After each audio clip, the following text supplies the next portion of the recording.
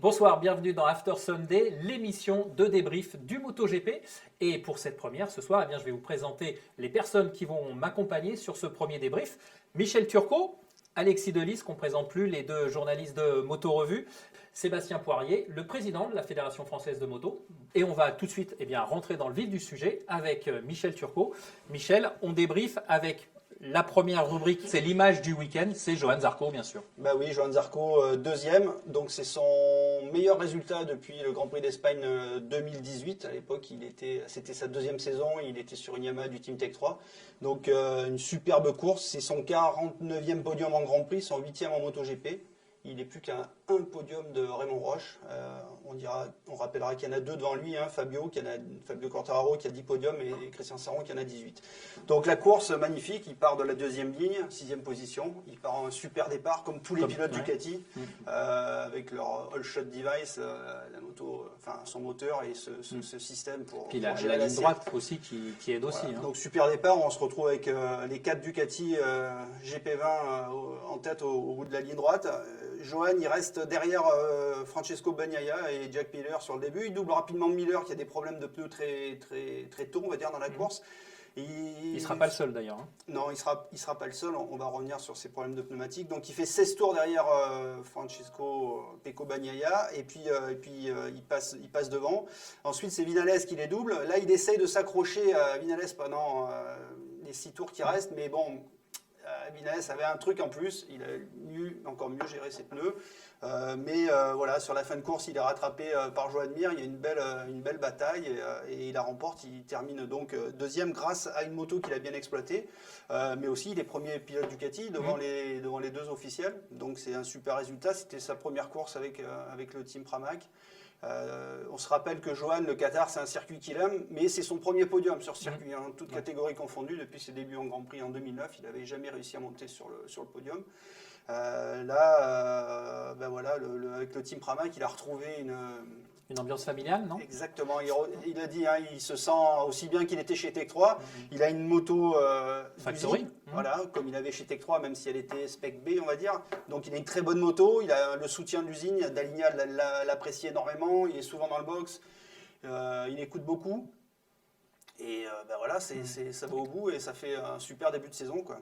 Ici. Et justement, Michel, qu'est-ce que tu en penses? Est-ce que cette place chez Pramac, elle est presque pas meilleure que celle dans le team officiel pour Johann, finalement? En tout cas, on peut imaginer qu'il y a un peu moins de pression quand on est chez Pramac que lorsqu'on est dans l'équipe Factory. Après, on sait qu'il était en balance pour une place avec Bagnaia. Bagnaia était préféré parce qu'il est plus jeune. Italien aussi, non? Ça a peut-être un peu joué, mais c'est surtout, je pense que le profil du pilote était plus tourné vers l'avenir. Voilà. Mais en tout cas, un très bon début de saison. Président, j'imagine que ce début de saison avec un Français dès la première course sur le podium, forcément, ça fait plaisir. Oui, ça fait plaisir, surtout pour Johann, parce que c'est vrai qu'il a traversé une période difficile, il y a maintenant 1 an et demi, 2 ans. Il a fait un choix très courageux, qui a été à l'époque contesté, et à un moment, on se demandait où est-ce qu'il pourrait rebondir. Il a toujours su où aller, ce qu'il voulait faire. Et je suis vraiment très heureux pour lui, parce qu'il a fait un très bon choix, il travaille énormément, il a un très beau team, il est très bien dans ce team. Et puis il a fait une très belle course, raisonnable, réfléchie, à l'image de Johann.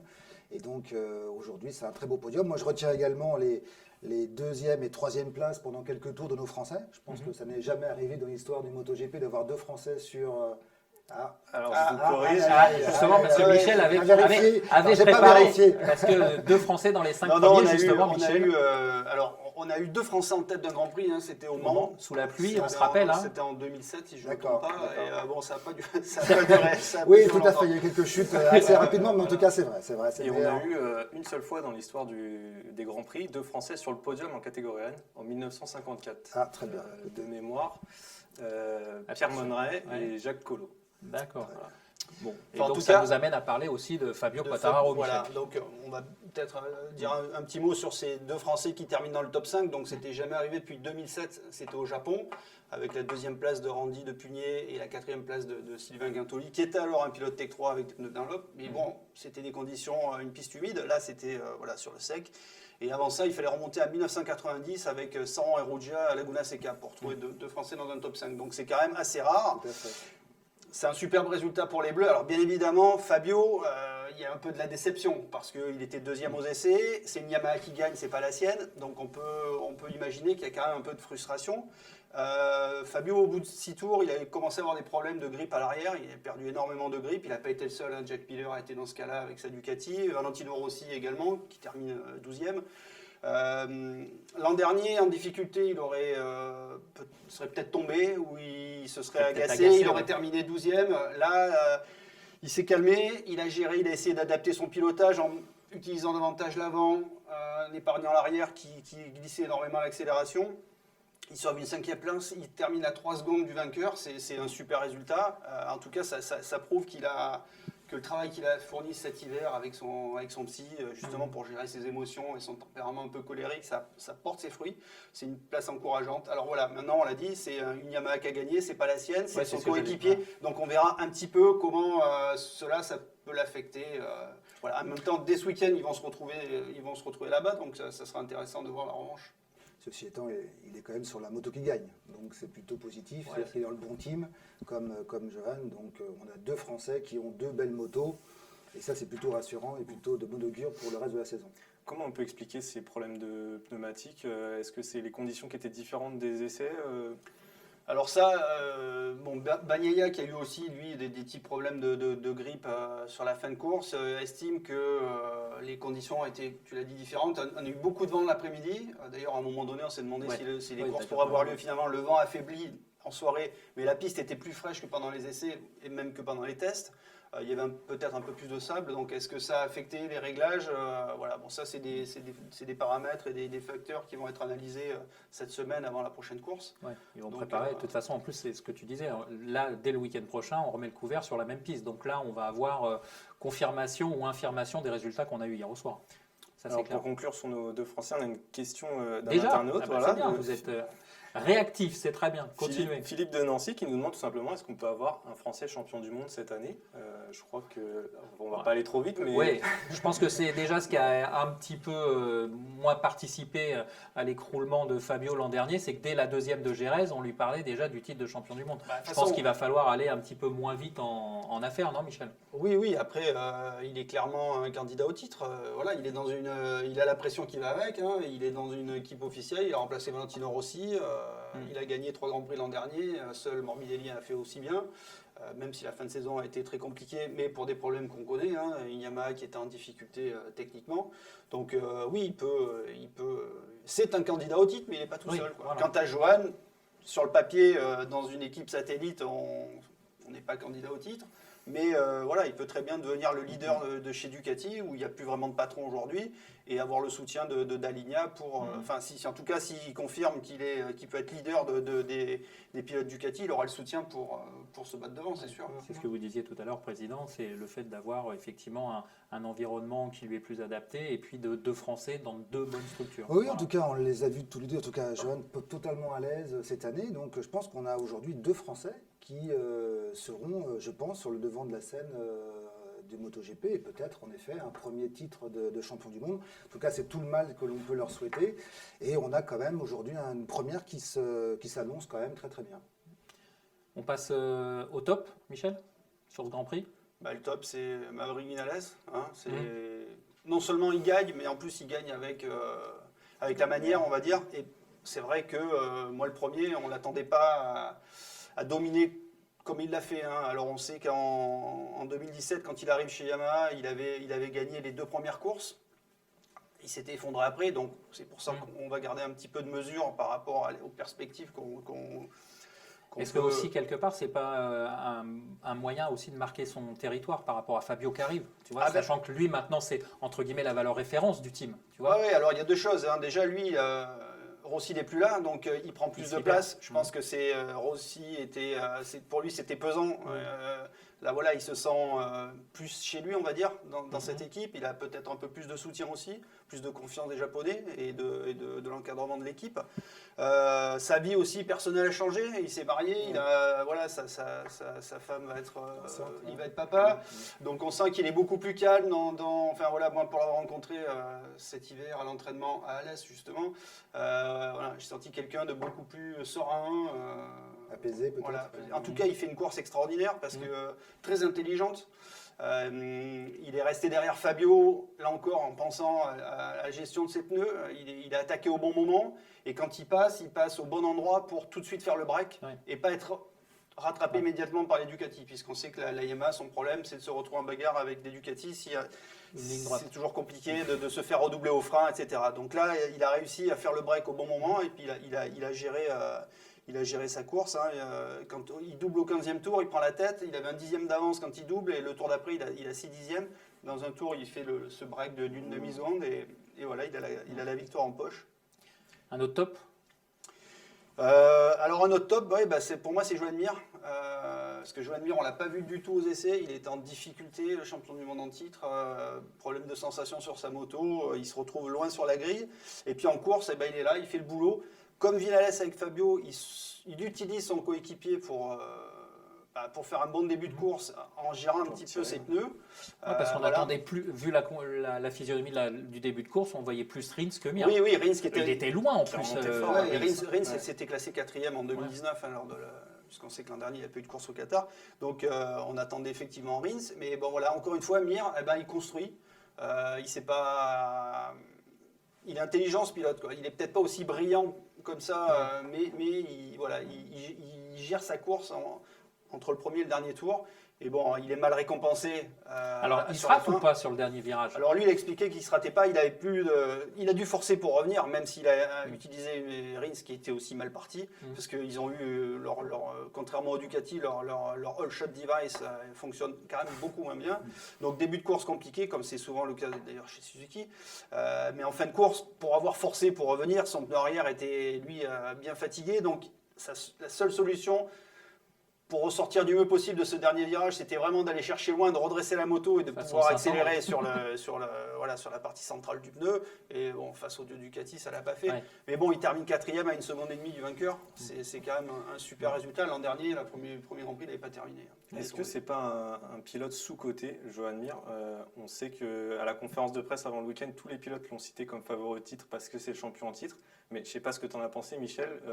Moi, on n'y croyait pas du tout à ça. Et comme tu l'as dit, on ne l'a pas vu aux essais. On ne l'a pas cité à un seul instant comme candidat à la victoire. Et finalement, il est toujours là. C'est un gros talent, Joan Mir. Il arrive en Moto 3, la deuxième année, il est champion du monde. Il fait pas de bruit parce qu'il a un profil assez discret, on va dire. Il n'est pas charismatique, c'est peut-être ça qui lui fait... Ouais, mais en même temps, il n'est pas charismatique. Quand on le connaît un peu, il l'est quand même, parce qu'il a une bonne bouille, il s'exprime bien en anglais, espagnol et italien. Mais il est dans une équipe où il n'y a pas vraiment d'ego, quoi. C'est ça aussi qui est intéressant chez Suzuki, c'est le travail qu'a fait Brivio ces dernières années avant de partir. Donc voilà, je pense qu'il est bien en place, mais c'est un pilote qui a un gros talent. Même en Moto 2, l'année où il arrive chez VDS, c'était compliqué parce que c'est l'année où Michael Bartolini a été écarté. Il y avait un peu des tensions dans l'équipe. Il y avait Alex Marquez qui prenait beaucoup de place, donc ça a été difficile pour lui. Mais depuis qu'il est en Moto GP chez Suzuki, qui n'était pas non plus la moto candidate au titre tout de suite, quoi. Il a fait, il fait le job et il est là, quoi. Alors c'est vrai que l'an dernier, il a gagné qu'un seul Grand Prix et que il est peut-être un peu déçu sur les deux dernières courses au Portugal. La deuxième course à Valence, c'est le Portugal, mais non, voilà, il sera là, c'est sûr. On enchaîne avec les flops, parce qu'on a parlé des tops, mais malheureusement, il y a aussi des flops et pas n'importe lesquels. Alors, moi, je vais vous parler de Ducati en flop. Alors, je sais que ça va peut-être surprendre, parce qu'on a quand même deux Ducati sur le podium. Mais enfin, bon, on a quand même une Yamaha qui gagne. Et les deux derniers Grands Prix au Qatar, c'est Dovi qui les a gagnés. Dovizioso qui n'était pas là, qui n'est plus là, mais qu'on va peut-être revoir chez lui. Ça, c'est la suite. Mais en tout cas, lui, il a bien dû se marrer chez lui en regardant la course. Parce que sans Dovi, la Ducati, elle n'a pas gagné au Qatar. Pourtant, c'est la moto la plus rapide. Encore une fois, gros boulot d'aéro. Tu vas nous reparler, Alexis, après des vitesses de pointe. Une moto qui pédale, mais qui est encore confrontée. L'an dernier, son problème, ça avait été cette gestion avec ce nouveau Michelin arrière d'Aligna 17 hiver qui savait pourquoi ça n'avait pas marché, qu'il avait des solutions. Et là, ça n'a pas fonctionné. Alors, est-ce que, comme l'a dit Bagnaia, c'était dû aux conditions particulières de la course, où la piste était différente des essais? On verra ça dimanche. En tout cas, dimanche, il faut que Il faut qu'il y ait une réaction, en tout faut cas. qu'il y ait une Ducati sur la Surtout première manche du Miller, podium, parce que sinon- on peut dire que Bagnaia a fait le Ouais. job quand même, parce il fait 16 tours en tête, je crois, si je dis pas de bêtises. Et par contre, c'est entre guillemets, c'est Miller. Ouais, non, qu'on mais attend cette Miller décevant. Alors c'est vrai qu'il est tombé aux essais. Il a dit qu'il a perdu un petit peu de confiance et puis il a eu un gros drop de son pneu arrière. Donc c'est vrai qu'il y a des pilotes qui ont eu. Voilà, Après, je te trouve un petit peu dur pour faire l'avocat du diable sur ce flop Ducati parce que, bon, effectivement, il y a 2 motos sur le podium. Devant, c'est Vignales qui est quand même plus expérimenté et manifestement en meilleure forme que Zarco qui est encore en reconstruction et Bagnaia qui est jeune. Et Miller a eu un problème de pneus, mais finalement, cette moto, en fait, elle est pour moi très performante et ce qui manquait pour gagner dimanche, c'était plus un pilote du niveau de Vignales ce jour-là qu'une meilleure moto. Qu'est-ce que tu en penses? ouais, bah après le résultat, c'est le pilote et la moto. Donc Ouais. il faut Après, tout venir. la Hein. Ouais, le pneumatique aussi. pneumatique et puis le circuit, on le sait pertinemment. Comme le disait Michel, les 2 dernières saisons, il n'y avait pas photo, c'était la Ducati qui s'est imposée. Ah oui, on a et vu. là, elles sont vraiment chez elles. On se l'a vu, souvient des bagarres d'Ovi Marquez. Ouais. Et bon, voilà, Marquez. Voilà. Moi, j'ai pas le sentiment que Zarco soit en reconstruction pour le coup. Je pense qu'il a passé le cap. Il est plutôt dans sa saison, Oui. concentré. Je le sens Alors, plutôt à l'aise.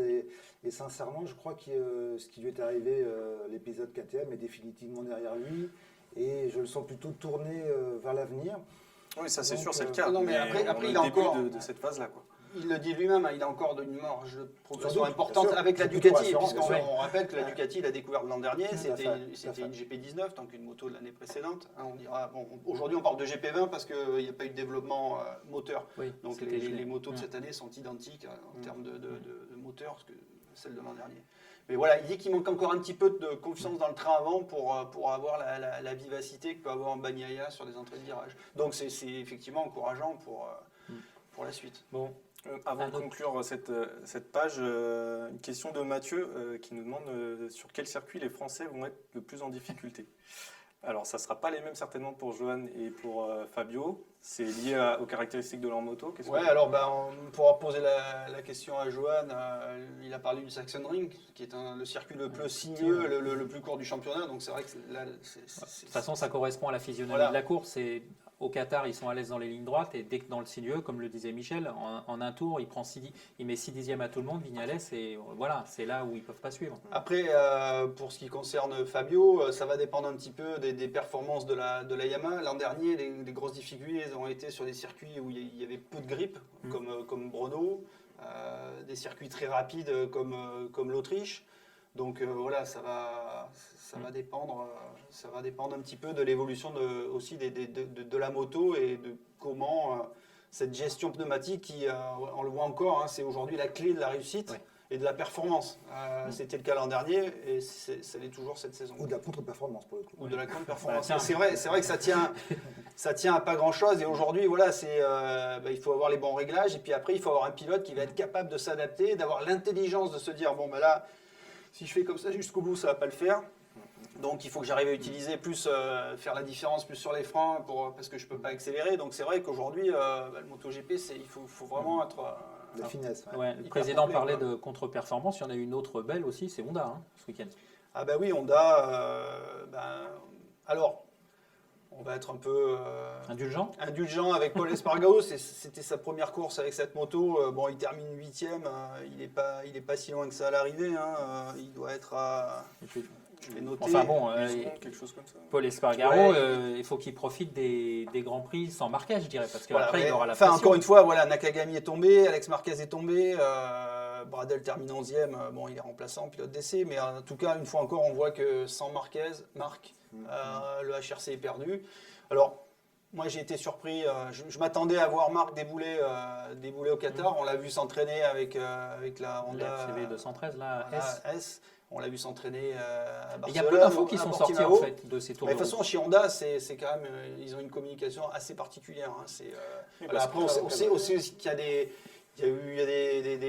des tentatives de procès entre Marquez et Ouais, le pour Dr. ça, Mir ouais. par rapport à l'opération. Donc là, je pense qu'on lui a dit, si les médecins lui ont dit, il ne prend pas de risque, je pense que là, il est prêt à les écouter. Il sait que, je pense que son bras, il aurait certainement tenu le coup. On l'a vu rouler, il aurait pu rouler le samedi, mais je pense qu'on lui a dit, voilà, si jamais tu tombes et que tu te reblesses dessus, ça peut C'est être fini. un drame absolu. Donc je pense que voilà, il vaut mieux qu'il rate En tout cas, les 2 premiers Grands Prix. Et justement, au travers de cette décision, est-ce que ce ne sont pas aussi les médecins qui se sont couverts en disant à Marquez, non, nous, on ne cautionne pas le fait que tu reviennes aussitôt? Il a changé d'équipe de chirurgien. Déjà, il a laissé tomber la clinique d'Exus de Barcelone avec le docteur Mir. Et maintenant, il est suivi par des médecins, des chirurgiens à Madrid, une clinique de Madrid. Et je pense que là, voilà. Parce que c'est ce qu'on a reproché au docteur Mir, c'est de l'avoir laissé revenir tout de suite à Jerez. Je pense que la décision, c'est pas lui qui l'a prise, hein, c'est Marquez qui l'a prise. Non, mais après, les médecins, il n'aurait jamais dû avoir le feu vert pour l'Espagne. Donc, oui, pour le moi, test sur le circuit. Non, mais même, je veux dire, un chirurgien qui opère, pour avoir parlé avec des gens qui sont dans le milieu médical, je veux dire, une opération comme il a subi, rouler 4 jours après, c'est complètement aberrant. Ne serait-ce que l'anesthésie générale, même s'il y a des précédents avec Lorenzo. Oui, c'est ce que j'allais dire. Et quoi qu'il en soit, au bout d'un moment, là, voilà, le problème, c'est que je pense que si aujourd'hui il chute, il se recasse le bras, c'est terminé. Ouais, sa sa carrière est carrière est morte terminée, et peut-être même plus grave que ça. Peut-être que l'usage de son bras serait un problème pour la suite. Il a 27 ans, Marquez, il a quand même la vie devant lui. Donc voilà, et puis sur les résultats, on le disait, pas de KTM aussi dans les 10 premiers. Par contre, le côté positif, c'est Aprilia, Alex Espargaro, qui finit d'ailleurs devant son frère Paul au classement. Donc ça, c'est. Ouais, il termine 6e. Donc c'est pas la première fois qu'on a une Aprilia 6e. On avait eu en 2003 Colin Edwards à Suzuka, et puis Iannone en Australie, c'est le plus récemment en 2019, et Espargaro avait déjà fait 6e à Aragon en 2017 et 2018. Par contre, c'est la première fois depuis qu'on est passé aux 4 temps et à MotoGP en 2002 qu'il y a un si faible écart entre l'Aprilia et la moto qui gagne. Voilà, KTM, un petit mot sur KTM, car on sent, c'est vrai qu'ils ont été en difficulté, et ils l'ont été depuis les tests. Alors, pourquoi ? Losail, c'est un des rares circuits, finalement. On sait que Pedrosa et le test team, ils ont énormément roulé en Europe. Sur tous les circuits où l'an dernier, il y a eu des courses quasiment. Parce que l'an dernier, c'est vrai que l'an dernier, les KTM ont brillé. On ne s'attendait pas là. Mais il y a eu un calendrier hyper réduit sur quelques circuits où Pedrosa avait roulé. Et là, quand ils vont se retrouver sur des circuits où il n'y a pas eu de test, et là, il y a quand même il y a un manque de référents. Paradoxalement, la KTM l'an dernier, elle était quand même aussi appréciée et valorisée par la puissance de son moteur. On a vu plus d'une fois qu'elle tenait. Elle marchait bien dans la ligne droite. Ouais, non, mais pas tant que ça en fait. C'est plus un problème d'exploitation de l'accélération Quand on pense à notre équipe française, qui doit Tech 3, qui doit travailler avec cette belle machine. Petrucci est tombé direct. Président, vous l'avez apprécié ce premier Grand Prix ? Oui, tout à fait. Alors, j'ai pas eu la chance de pouvoir le vivre en direct, mais en tout cas, j'ai pu le regarder hier soir. Et donc, en effet, c'était une course fantastique. On n'a pas vu le temps passer. On avait quand même ces 2 Français pendant quelques tours, 2e et 3e.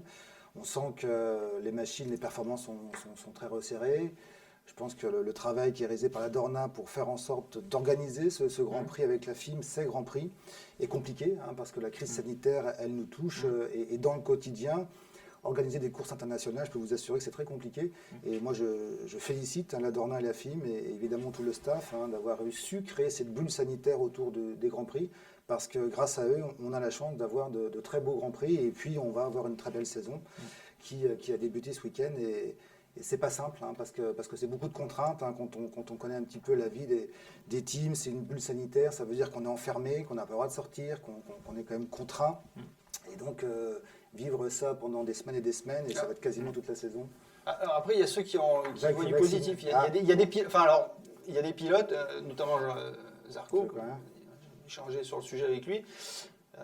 Alors c'est sûr que le côté entre guillemets festif, en tout cas là, les échanges qu'on peut avoir, ils sont plus là. Par contre, il me dit, moi je suis à fond sur mon job parce que clair, pour le coup, il y a pas de toute façon sur le circuit, il n'y a pas de dispersion, il n'y a pas de dispersion, il n'y a pas de distraction. Clair, les relations aux médias sont limitées aux télé ou à des conférences Zoom avec les journalistes de presse écrite.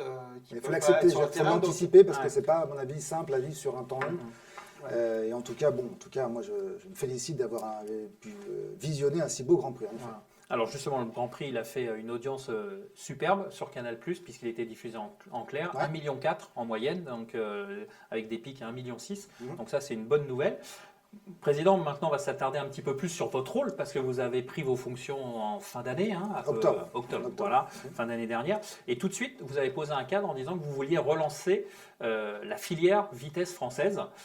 Comment vous allez vous y prendre justement? Alors, c'est pas simple parce qu'aujourd'hui, on nous fait souvent la remarque de nous dire, écoutez, en France, Fabio, Johan, Lorenzo, hein, qu'on n'a pas cité en Moto 3, n'ont pas participé à vos épreuves de championnat de France. Donc oui et non. C'est-à-dire que malgré tout, lorsqu'ils ont débuté, ils ont débuté vraiment en France. Et c'est vrai que pour Zarco, il est parti très rapidement en Espagne, Fabio également, et Lorenzo ensuite, pour participer à des épreuves nationales espagnoles. Moi, mon objectif, c'est de faire en sorte que on développe ce que l'Espagne a réussi à faire. Ce sont des écoles de mini-moto. C'est-à-dire qu'il y ait le maximum d'écoles labellisées FFM qui utilisent des pistes de karting, donc que nos jeunes débutent à travers les circuits de karting, que l'on mette en place également une pyramide basée sur le niveau régional, c'est-à-dire qu'au niveau de nos ligues régionales, on a 13 ligues régionales, eh bien on ait un championnat de ligue réservé à nos jeunes pilotes sur des circuits de karting, et puis enfin qu'on bascule vers le championnat de France, 25 power dans un premier temps, et puis l'objectif Grand Prix ensuite. Donc ça ne va pas se faire sur un temps court, je pense qu'il faut s'inscrire sur un temps long. On a de très bons pilotes français. Hein, moi, ce que je souhaite, c'est que nos meilleurs pilotes français restent le plus longtemps possible dans la filière française, parce que si tous nos meilleurs pilotes roulent ensemble, eh bien, il va y avoir une émulation. C'est ce qui fait la force de l'Espagne. Et il faut que cette émulation, on la conserve au niveau national. Et puis, à un moment, ils vont en Espagne, oui, parce qu'ils participent à l'European Talent Cup, au CFV, mais ce sont des championnats d'Europe et c'est un championnat du monde. Donc, il ne faut pas confondre le championnat national espagnol et les championnats internationaux que sont l'ETC et le CEV. Donc l'idée absolue, c'est de faire en sorte que nos meilleurs pilotes français puissent franchir les Pyrénées avec le meilleur niveau technique, le meilleur bagage technique pour être performants dès leur première année en ETC. Donc une pyramide plus large qui ira naturellement plus haute.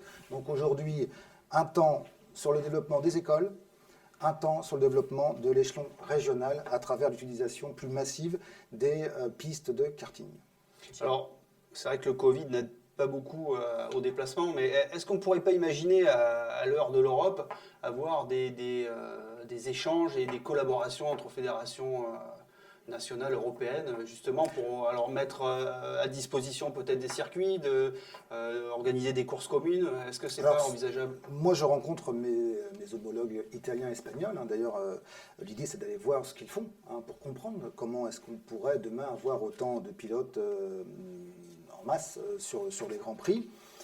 Donc oui, il y a des collaborations. Il y a des épreuves internationales. Le CEV, c'est une épreuve européenne. Donc nous, on fait aussi des courses franco-italiennes en motocross. L'idée, c'est en effet de créer de l'émulation pour nos plus jeunes. Donc c'est ça l'objectif.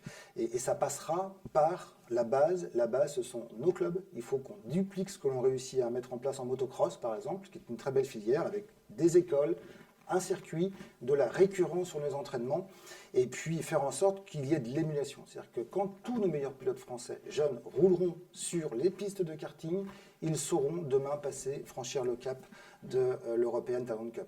J'ajouterais qu'on a mis en place avec la direction technique nationale de nouveaux collectifs. On a un collectif 25 Power, donc pour les jeunes qui roulent sur des pistes de karting. Donc on essaie d'identifier les meilleurs jeunes tranche d'âge par tranche d'âge.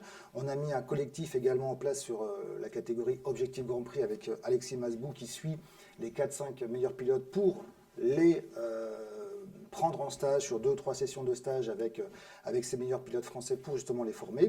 Et en parallèle, on travaille sur un collectif 600, puisque avec le team GMT 94 et Yamaha, on travaille sur une wildcard au Superbike. Donc il y a un travail de fond qui est mené. Il y a un temps long qu'il faut assumer. Il faut repartir de la base. Non pas que hier nous ne faisions rien, nous travaillons, mais il faut vraiment que nous, fédérations, nous accompagnions la création d'écoles labellisées, la création de structures qui permettent à nos jeunes... Recréer la base, en fait, de la pyramide. Il y a quand même pas mal d'initiatives individuelles. Des belles initiatives individuelles, tout à fait. Je pense à Gimbert. Sébastien fait un Giabani très beau aussi, travail. Il y a des initiatives individuelles, mais... C'est ce qu'on essaie de mettre en place. C'est-à-dire qu'aujourd'hui, on a, avec le mini-GP en Normandie, on a aussi en Occitanie un championnat de ligue. En PACA, on a aussi un autre mini-GP qui qui se construit.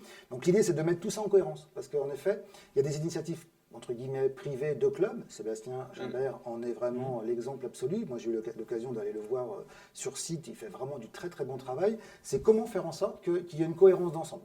Qu'il y ait un travail commun. C'est pas simple, parce que ça ne se décrète pas, ça se construit. Et donc, c'est tout le travail que nous menons actuellement. Moi, je crois qu'on peut y arriver. On peut obtenir des résultats. Il n'y a aucune raison que nos pilotes français ne puissent pas s'exprimer en France avant de franchir le cap du championnat d'Europe. Donc c'est à nous.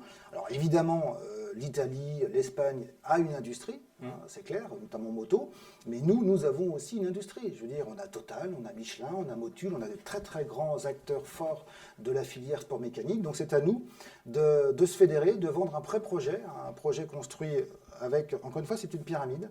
Il faut s'inscrire sur un temps long et ne pas avoir peur de repartir de la base. Il faut qu'on se réapproprie les pistes de karting, comme le font les Espagnols et nos amis italiens.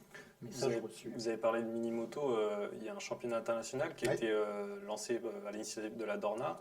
Comment ça va se mettre en place en France cette année, ce championnat? Écoutez, nous on a répondu immédiatement, c'est-à-dire qu'on a répondu à la FIM et à la Dorna en disant qu'on était partant. On a même trouvé déjà un calendrier de plusieurs dates sur tout le territoire français. Donc c'est Mini-GP World Series, donc Mini-GP France avec une seule marque de machine. Moi, je crois à ce concept. C'est un concept qui est packagé, qui est très simple en termes de lisibilité pour les parents notamment. C'est aussi à un prix raisonnable. Bon. Donc, globalement, c'est coupes de marque qu'on a connues par le passé. On avait la coupe Conti, nous, il y a quelques années. Alexis Masbou a roulé sur une coupe Conti. Enfin, il y en a pas mal. Fabio après, bien sûr. Donc, on reprend un petit peu cette direction-là. Et moi, j'en suis très, très, très, très heureux. Donc, on s'est approprié le sujet. Moi, je crois qu'on pourra demain le dupliquer aussi au niveau régional. Donc, je suis assez positif. On se verra dans quelques temps, dans 3-4 ans. Mais j'espère qu'on aura une vingtaine d'écoles labellisées moto et qu'on aura une vision cohérente de nos différents championnats et surtout des plateaux ensuite au niveau national qui seront vraiment de très très belles factures. Ok, merci Président pour ces explications. On suivra ça, ça sera le fil rouge de votre premier mandat, on va dire. C'est important en tout cas. Voilà. Ouais. Et puis du coup, on va passer à la chronique d'Alexis. Alexis, qu'est-ce que tu nous as préparé plus exactement? On va parler un petit peu des autres catégories qui ont eu lieu ce week-end au Qatar, à commencer par le Moto 3 avec la victoire de Jaume Masia, 4e saison. Il revient sur une KTM du team Red Bull et il confirme qu'il fera partie des favoris pour le titre, mais c'est pas lui qui nous a le plus ébloui ce week-end, c'est plutôt son coéquipier Pedro Acosta qui est rookie. Première course en mondial pour lui et il termine sur le podium, deuxième.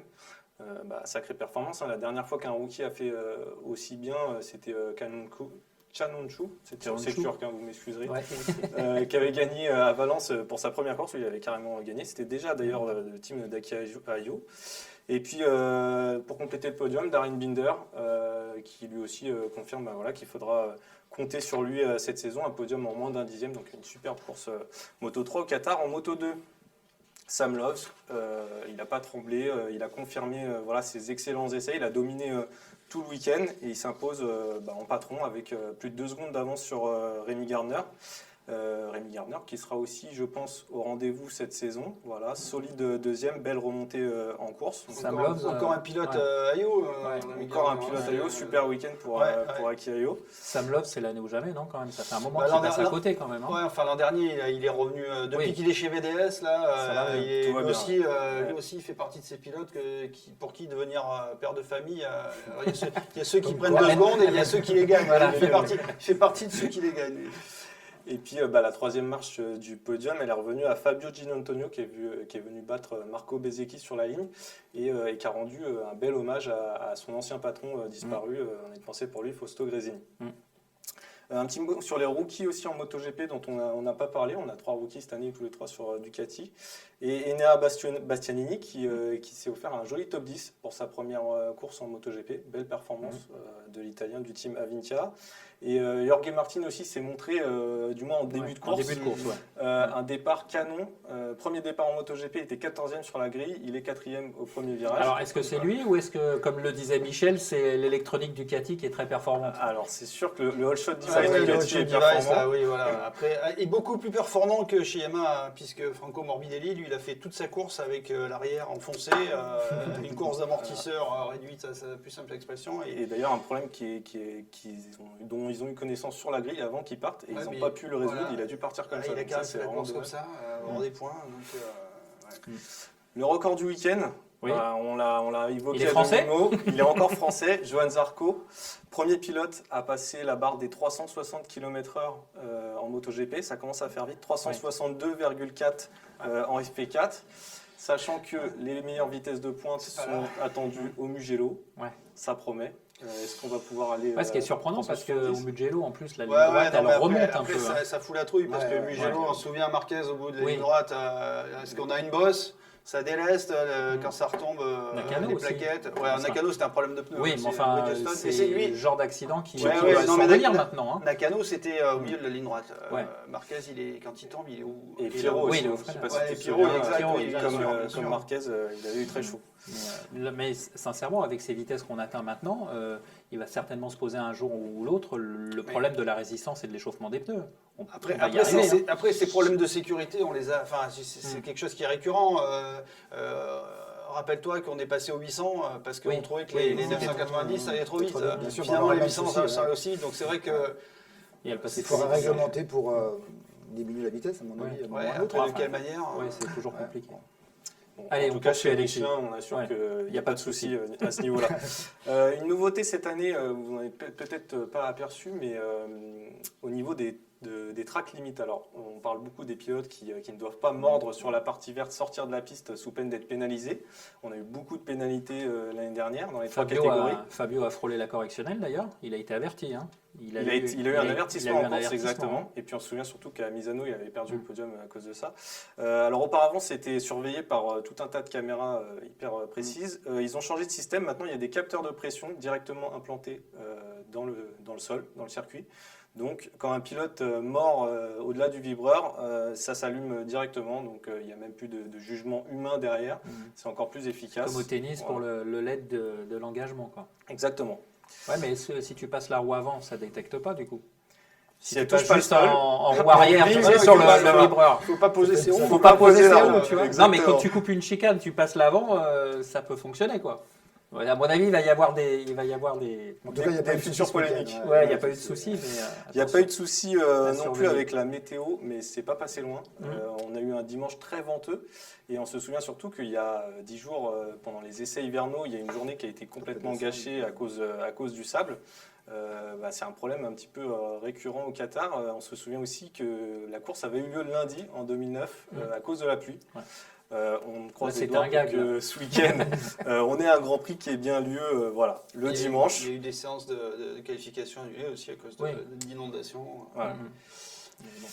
Et puis on va terminer avec un anniversaire, celui de la Dorna. Ça fait 30 ans que Carmelo Ezpeleta est à la tête des Grands Prix. 1992, avec une belle réussite. Il a eu beaucoup de travail depuis l'année dernière avec la crise sanitaire. On sait qu'il vient de faire vacciner tout le paddock grâce au Qatar. C'est quasiment tout le paddock. Il y a des récalcitrants. C'était pas obligatoire. On sait que Marquez a fait l'aller-retour pour aller se faire vacciner. Ouais, un petit coup de com.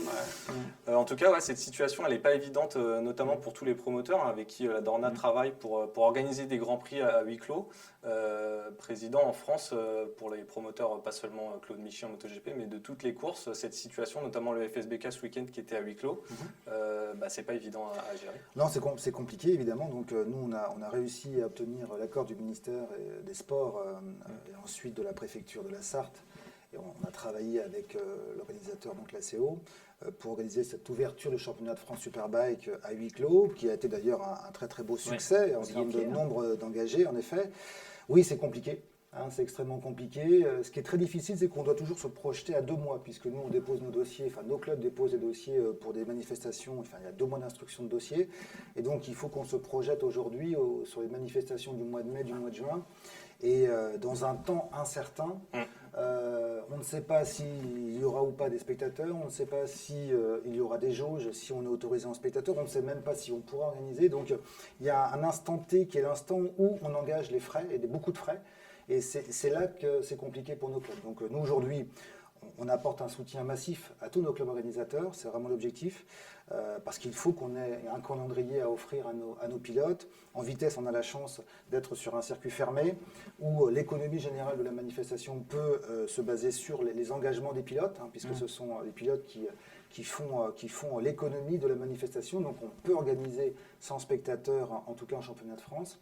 Et donc on a bon espoir de pouvoir organiser notre championnat de France Superbike, mais également les Coupes de France Promo Sport cette année, même si c'est vrai que ce temps est vraiment difficile et pesant. Oui, puis c'est compliqué de se projeter compte tenu de la situation dans 2 mois. On ne sait pas comment Tout à elle aura évolué. Alors on travaille beaucoup avec les organisateurs de manifestations internationales, parce qu'au-delà de l'accueil des spectateurs, il y a aussi l'accueil des participants. On a parlé de la vaccination des pilotes, mais il faut créer une bulle sanitaire.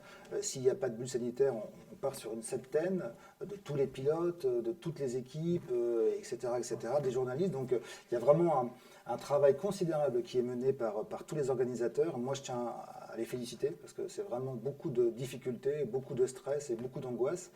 On travaille avec eux. Nous, on est en relation avec nos amis de l'automobile, avec la FFSA, pour travailler sur une vision cohérente des sports mécaniques en France. On a une réunion prochainement en visio en fin de semaine.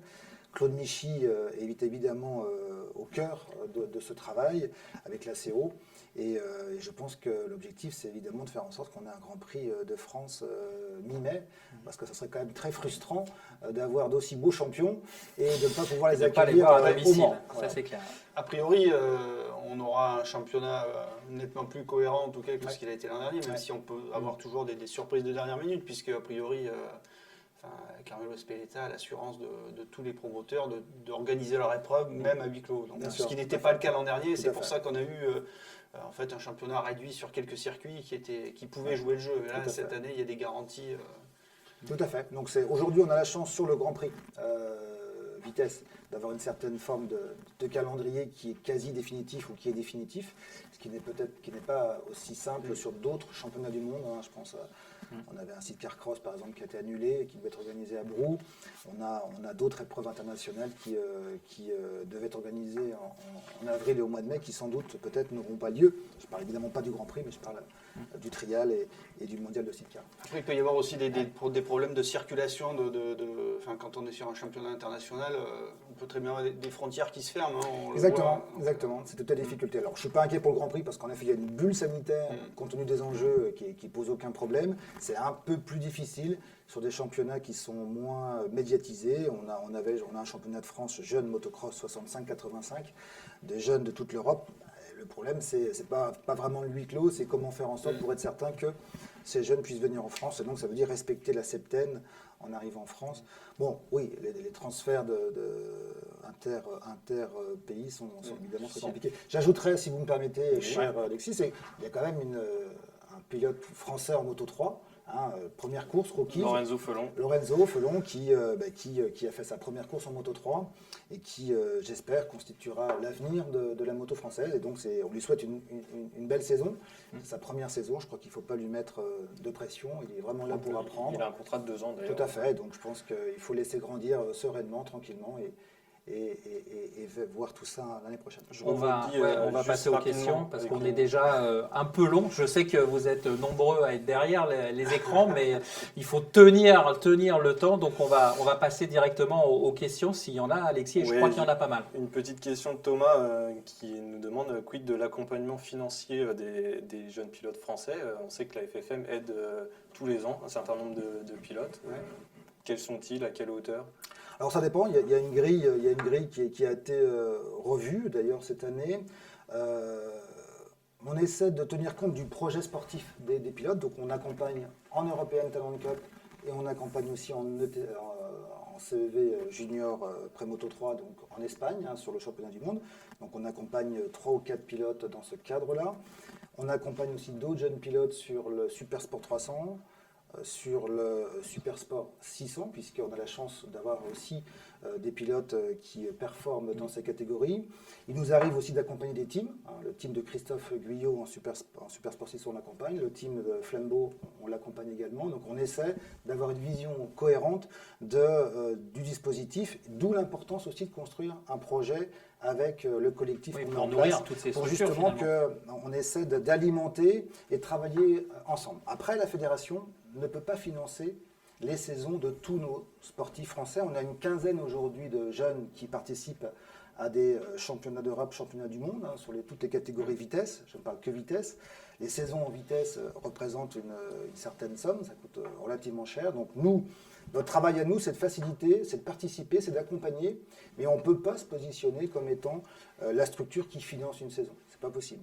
L'objectif, c'est par contre être là au moment où il faut pour passer un cap, pour progresser. Quel est votre regard sur l'endurance qui s'est énormément internationalisée ces dernières années? Voilà, un championnat qui prend de l'ampleur, un beau championnat, mais qui de fait offre beaucoup moins de place aux pilotes français. On sait que c'est un championnat qui permettait à beaucoup de pilotes de vitesse français de vivre, tout simplement. Et aujourd'hui, il y a de moins en moins de teams officiels qui recrutent des Français. Ça, c'est pas une bonne nouvelle. Oui, alors tout dépend comment est-ce qu'on voit les choses. Moi, je serais tenté de dire que le fait... D'abord, l'endurance, c'était vraiment l'ADN française et la culture moto française. Et donc, c'est plutôt positif qu'on ait réussi à franchir le cap du territoire pour l'internationaliser. Et donc, ça, globalement, avoir des champions du monde français, parce qu'on a cet ADN-là, c'est très bien. C'est aussi une opportunité. Alors, évidemment, que peut-être il y a moins de pilotes français. Ceci étant, on a quand même la chance de retrouver beaucoup de pilotes du championnat de France On a quand même Superbike. perdu un recordman des victoires aux 24 heures du Mans, le champion du monde en titre Étienne Masson, Kenny Forêt qui se retrouve sur une position de quatrième pilote oui, sans ok, savoir Oui, vraiment oui, s'il oui, va oui. rouler. Mais je vous rappelle quand C'est- même que l'an passé, on a eu un team français qui est Oui. champion du monde. Qui est avec, aujourd'hui franco-japonais. Oui, non, mais encore une fois, bon, il faut, je crois. Non, mais ça va bien sûr dans la logique de l'évolution de ce qu'on disait de l'internationalisation. Je Mais pense ce que dit Alexis Il faut quand même souhaiter que l'endurance devienne, s'ouvre. Oui, international, bien sûr. Plus un championnat s'ouvre et plus globalement, lorsqu'on gagne le championnat du monde, si c'est un vrai championnat du monde, eh bien, vous avez C'est plus crédible. un titre qui rayonne et qui comment dirais-je, vous permet de vous positionner. Ça ne veut vraiment pas dire que ceux qui ont été champions du monde par le passé, ce n'est pas le cas. Je dis juste qu'en effet, aujourd'hui, on est sur une logique un peu plus internationale. Tant mieux, je pense, parce que ça permet de sauver aussi nos épreuves. Oui, les et puis 24 c'est heures aussi un moyen d'attirer les constructeurs, sûr. de faire en sorte que l'industrie s'investisse dans la discipline. La preuve, c'est que avec, nos 52 teams aux 24 heures du Mans, avec une trentaine, je crois, de teams permanents, bon, on se professionnalise. Allez, on va partir On remercie sur... Ouais. nos internautes. D'ailleurs, tous nos internautes qui ont posé une question ce soir ont gagné ce t-shirt de la marque Saint. Sympa. Donc voilà, on vous envoie ça très bientôt. On rentre en contact sur les réseaux. Alors justement, puisqu'il y a des cadeaux, on va terminer cette émission. On est désolé, on a débordé un petit peu, je parle surtout pour la régie, justement par une autre forme d'obtenir des cadeaux, à savoir le jeu concours pronostic MotoGP, puisqu'on va faire chaque semaine, vous aurez la possibilité eh bien, de participer à ce jeu. La question est très simple, il faudra nous donner le poleman et le podium. Donc ça, c'est très simple. Donc, C'est très simple. Enfin, non, la démarche en elle-même est très simple. Après, effectivement, dès demain, vous pouvez aller sur les sites concernés et donc vous postez votre réponse. Donc, on le rappelle, le poleman et le podium de la course à venir. Donc, le podium et la course à venir, c'est celle du Qatar, puisque dès dimanche prochain, on recommence, on en a parlé tout à l'heure, on sera de nouveau à l'Oseille. Donc, on va faire un petit tour de table. Président, c'est le moment de vous mouiller. Le poleman et le podium. Fabio, Poleman, je verrai bien Poleman la semaine prochaine. Et puis moi, je vais prendre mes rêves pour des réalités. Je verrai bien une victoire Zarco, deuxième Mir et troisième Fabio. D'accord, donc 2 Français sur le podium. Michel, faudra réviser les statistiques pour voir depuis combien de temps c'est pas arrivé. Alexis. Là, j'aurais dû réfléchir avant. Poleman, j'aurais eu aussi envie de dire Fabio, mais on va changer, on va dire Miller. Podium. Je note pour Alexis. Alors, s'il faut le podium dans l'ordre. Tant qu'à faire. Ouais, allez, Allez. Fabio. Mhm. Fabio, Miller, Morbidelli. D'accord. Grosse cote là. Michel. Ouais, moi je pense que c'est une Ducati qui va gagner. Ah. Donc, et puis, Qui va faire la pole aussi. Tant que faire, allez, un petit billet sur Jojo. Non. Euh, Johan voilà. en victoire. et puis Fabio sera sur le podium. Ouais, mais à quelle place? Parce que ça, c'est Non, mais facile j'ai de pas- le dire. Je Mais... suis pas Madame Irma non plus. Non, allez, tu veux un podium? Ouais, allez, prends des risques. Allez, je prends des risques. Alors, Zarco, Miller, Quartararo. D'accord. Ok. Et le poleman, tu ne nous l'as pas donné. Bah, Zarco. Zarco aussi. D'accord, il fait coup double, Johan. Allez. Bon, allez, moi je vais dire Miller en pôle. Et puis je vais aussi suivre une constance, une Ducat. Bagnaia, moi je pense qu'il peut gagner. Et Ah, puis- il y en a beaucoup qui peuvent ouais, gagner. Bagnaia, Vignales et Johan. Voilà. Et Fabio 4. Allez. Ok? Ça vous va? On fait les comptes la semaine prochaine. Rendez-vous dans Ok. une semaine. Voilà, Ça donc marche. on est désolé, on a débordé largement. C'est la première, fallait bien qu'on se pose. J'espère que l'émission vous a plu. Donc vous le savez, vous votez, vous postez vos pronostics plus exactement sur les pages concernées de Motostation, Motojournal, Motorevue et de l'émission Sans concession. Et on se retrouve ici même lundi prochain à 19h, même heure, même endroit pour After Sunday, l'émission qui débriefe le MotoGP. Merci Président de votre Merci à vous. participation. Merci Alexis et merci Michel. Bah, merci à vous. À la semaine prochaine.